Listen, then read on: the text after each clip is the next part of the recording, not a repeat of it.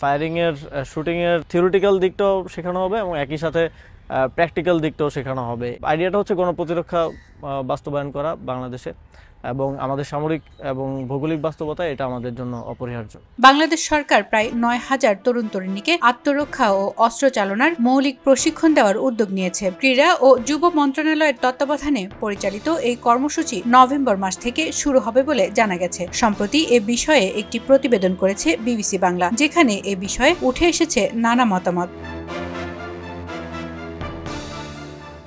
ওয়ালটন এখন দেশের সীমানা পেরিয়ে পৌঁছে গিয়েছে 50টিরও বেশি দেশে। ওয়ালটন, ঘরে ঘরে বিশ্বজুড়ে। জাতীয় প্রতিরক্ষা জোরদারে ৮,৮৫০ জন তরুণ তরুণীকে আত্মরক্ষামূলক প্রশিক্ষণ দেওয়া হবে বলে এক পোস্টে জানিয়েছিলেন স্থানীয় সরকার এবং যুব ও ক্রীড়া বিষয়ক উপদেষ্টা আসিফ মাহমুদ সজীব ভুইয়া। তিনি জানান, জাতীয় প্রতিরক্ষা জোরদারে দেশের 7টি প্রশিক্ষণ কেন্দ্রে প্রাথমিকভাবে 18 থেকে 35 বছর বয়সী মোট ৮,250 জন যুব ও 600 জন যুব নারীকে জুডো, কারাতে, তাইকোয়ান্ডো ও শুটিং বিষয়ে আত্মরক্ষামূলক মৌলিক প্রশিক্ষণ প্রদান করা হবে।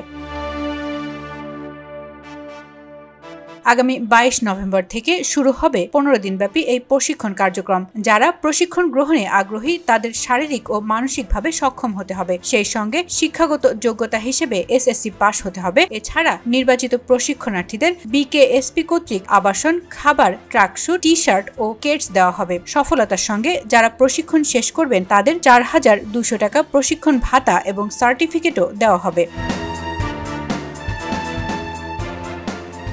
সরকারের ব্যাখ্যা, প্রশিক্ষণের মূল লক্ষ্য তরুণদের শারীরিক সক্ষমতা বৃদ্ধি, আত্মনির্ভরতা ও জাতীয় নিরাপত্তা সম্পর্কে সচেতনতা তৈরি করা। তবে অস্ত্র চালনার প্রশিক্ষণ বিষয়টি সামনে আসতে বিভিন্ন মহলে আলোচনা ও উদ্বেগ দেখা দিয়েছে। ক্রীড়া ও যুব মন্ত্রণালয় অবশ্য বলছে, বর্তমান সময়ে তরুণদের মানসিক ও শারীরিক দৃঢ়তা বাড়ানো জরুরি। আত্মরক্ষা প্রশিক্ষণ সেই লক্ষ্যেই দেওয়া হচ্ছে। অস্ত্র প্রশিক্ষণ বলতে এখানে মৌলিক জ্ঞান দেওয়া হবে, যা আত্মরক্ষার কৌশলের অংশ। আরও জানানো হয়, প্রশিক্ষণটি সেনাবাহিনী ও নিরাপত্তা বাহিনীর প্রশিক্ষিত সদস্যদের তত্ত্বাবধানে পরিচালিত হবে।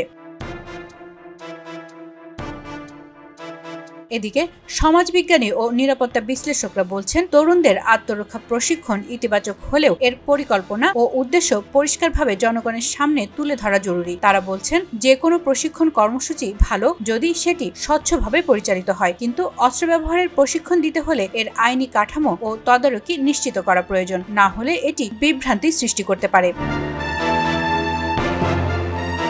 আর সচেতন নাগরিকরা বলছেন, আত্মরক্ষা শেখানো ভালো, কিন্তু অস্ত্রের প্রশিক্ষণ কতটা প্রয়োজনীয় সেটা ভেবে দেখা দরকার। আমরা চাই এমন প্রশিক্ষণ যেন নিরাপত্তা ও আত্মনির্ভরশীলতার মধ্যে সীমাবদ্ধ থাকে। প্রশ্ন উঠছে, কেন এখন এমন প্রশিক্ষণ? বলা হচ্ছে, যখন দেশে বেকারত্ব ও অর্থনৈতিক চাপ বাড়ছে তখন সরকার কেন হঠাৎ তরুণদের অস্ত্র প্রশিক্ষণ দিচ্ছে, এটা বোঝা কঠিন। এর মাধ্যমে রাজনৈতিক প্রভাব বিস্তারের চেষ্টা হচ্ছে কিনা তা পরিষ্কার নয় বলেও মনে করছেন তারা।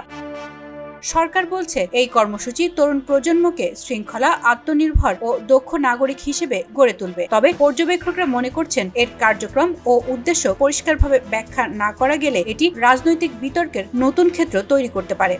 ফারহানা তাহের তিথি, খবরের কাগজ। এলো খবরের কাগজ, নিখাত, নির্ভীক, নিরপেক্ষ।